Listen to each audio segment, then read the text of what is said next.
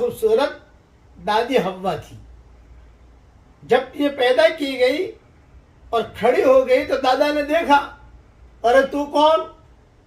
تو حضرت حوا نے جواب دیا, لکا ومن کا, تیرے لیے ہوں اور تجھ سے پیدا کی گئی ہوں. پھر فرشتے آئے, یہ کیا نام رکھا؟ یہ کہا حوا. کیا مطلب حوا کا؟ ایک بات سمجھ لینا کہ دنیا میں جتنی زندہ چیزیں ہیں اس کو اللہ تعالیٰ نے مردہ سے زندہ کیا ہے اور اس سے پیدا کیا ہے. انسان یہ زندہ ہے لیکن پانی سے پیدا ہوا. مرغی یہ زندہ ہے لیکن انڈے سے پیدا کیا اللہ نے, وہ مردہ ہے. صرف حضرت حوا وہ ہے کہ جن کو اللہ تعالیٰ نے زندہ کو زندے سے پیدا کیا, اسی لیے ان کا نام حوا رکھا گیا. باقی تفصیل انشاءاللہ میری ریاض التفسیر میں دیکھ لینا.